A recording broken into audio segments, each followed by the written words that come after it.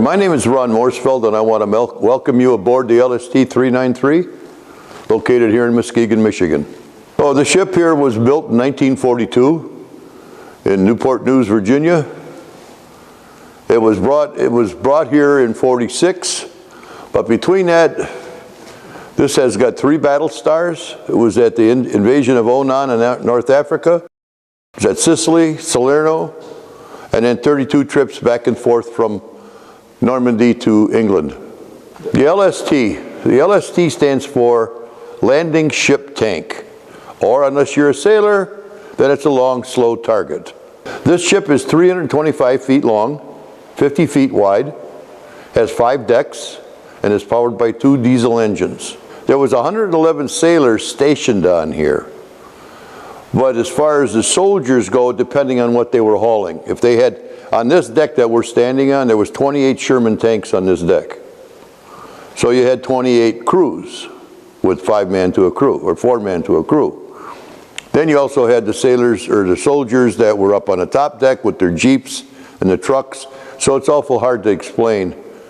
When they were going back and forth from England to Normandy, they would carry prisoners and wounded back to England, and then troops and equipment back to France. It had a sick bay on it. It's got a galley that served 24/7, and 3 battle stars. Well, the battle stars, we were at the invasion of Oman in North Africa. We were at Sicily, Salerno, maybe Anzio, we don't know for sure, and then 30 trips back and forth from Normandy to England. The flag in back of me is one of our prized possessions. This flag here flew on this ship at the invasion of Normandy. We got this from a gentleman in Minnesota who brought it down to us. His dad was an officer on this ship. He called us up and asked us if we wanted the flag. Well, yeah, I guess we did. So here it is. I cased that about 7 years ago. And that's one of our proud possessions. And over here, this is the bottle cover and the cork that christened this ship when it was put in the water by a 12-year-old lady from Newport News. So this is another prized possession. And these pictures in back of me are gentlemen and sailors that served on the ship. At the end of the war in Europe, they brought it back to New Orleans, refitted it, got ready to go to the Pacific. Well, Truman dropped the bomb. So it was put into mothballs, and the gentleman here from Sand Products went down there in 46 and bought it and turned it into a car ferry. So for 30 years this was a car ferry. They would run GM over to Wisconsin and American Motors back to Michigan till 71 or 72, then they laid it up. And it sat dormant for 30 years. In the back here, it was called the Highway 16. Then a couple guys thought, you know, what is that? Well, they found out it was an LST with a lot of history, so they started to go into preservation of it, and now we're a first-class museum, military museum. Most of the members, I'm going to say 99% of the material down here that we display was all donated by families that didn't know what to do with this stuff. Their elders had passed away, so they bring it down to us. The only thing we have down here that we purchase is like the mannequins, and the framing, and things like that. But all the stuff that you see was all donated, and we're very proud of it. I've been down here for 10 years. I started out as a volunteer at the front desk, and for the last 5 years I've managed the place. And with me and the other volunteers, it's a labor of love. We love it down here. We think we do a good service for the community.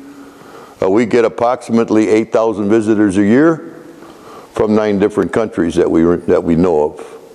So it's a nice tourist attraction, but it's still, we honor all services and all military. We have our D-Day celebration, which brings down over 1,000 people every June. Again, you mentioned movies on the deck that we do in the summer. Plus, we also do yoga on Sunday nights up on the deck. And we'll get 150, 175 people up on the deck doing yoga on Sunday nights. So it serves a lot of purpose. We have parties down here, birthday parties. We do a lot of Scout sleepovers, Girl Scout and Boy Scout sleepovers, do military reunions, military weddings. So the ship is used to really enhance the area and bring people downtown. You would contact me or my wife. It's 231-725-5918. Is it haunted? Who knows? We like to think it is, but just for the old sailor's part, but who knows? You know, maybe, I know people have died on this ship, being wounded. I'm sure some of them have died on here. So who knows? But it's an amazing place. All right, now I'm going to take you over to the War Dog section, which is something that's fairly new on the ship. It was my son's idea to start with, and then we just kept going and going and going. And now it's something that we're probably the only ones in the country that have a display like this for War Dogs. So come on, follow me, I'll take you over there. All right, here's the War Dog display now. What's neat about this, it's modeled after a cemetery over in Medford, which is a War Dog cemetery. What we've done is I've gone out and purchased these dogs here, which are very nice. You don't have to feed them or clean up after them. And then we put them in each war. There's World War II over there, Korea, Afghanistan, and Vietnam. My main thing here is this list. This list here, up until 6 years ago, was classified. There are 4,000 canines that were left behind in Vietnam when the troops pulled out, because they were considered equipment, so they left all the dogs there. The story I have is this yellow dot here. We get cruise ships that come in here. The gentleman came from California, got on a cruise ship in Chicago, came here, seen this exhibit, and found his dog. He said, that dog saved my life. The guy had tears in his eyes. Since then, 2 other gentlemen have found their dogs on here. If you are a handler from Vietnam, you are welcomed on this ship with no charge, and we want you to come and see if you can find your dog.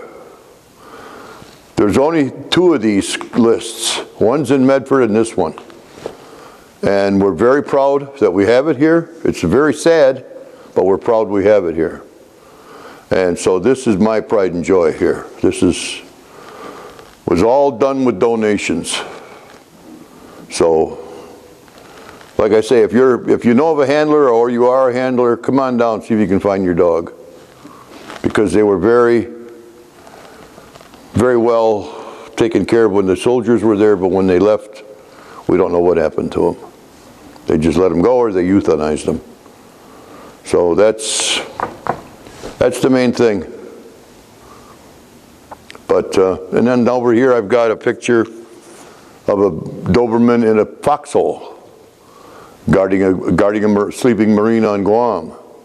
So there's a lot to see with the dogs.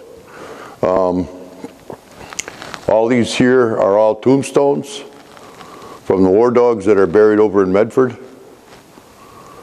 And we're very proud of the display.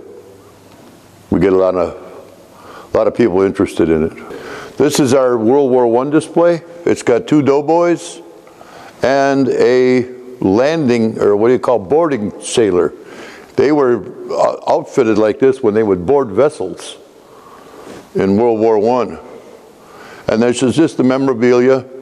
There's some medals in there from World War I and some stories.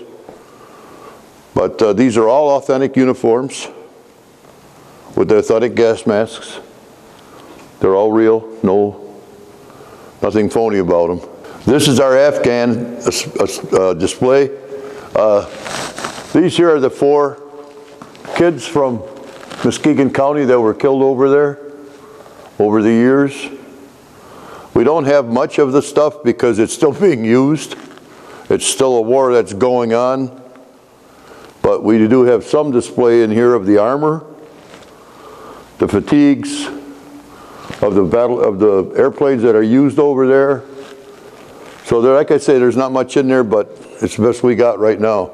Okay, a couple years ago, this gentleman called me up and said, I have a few helmets from around the world, would you be interested?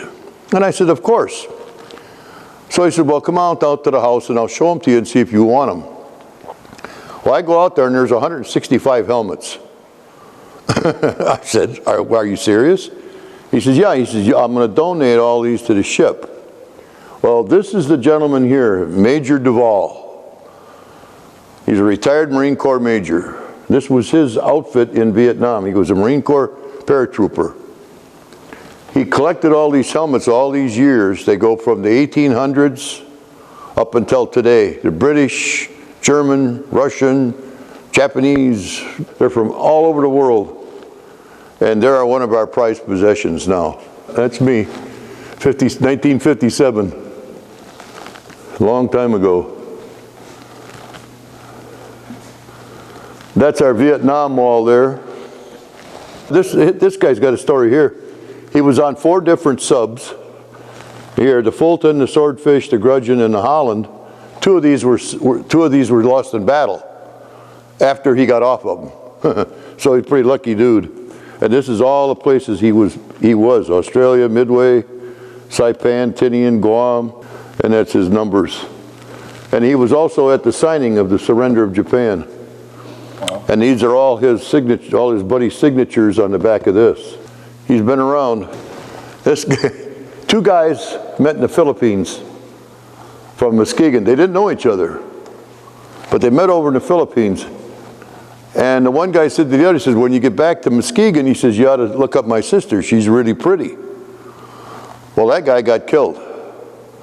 So the guy he told that to came back, married his sister. They were married for 60 years. And that's also in a book. It's amazing. That guy there got them silks for his sweetheart. You know, it's just the stories like that are amazing.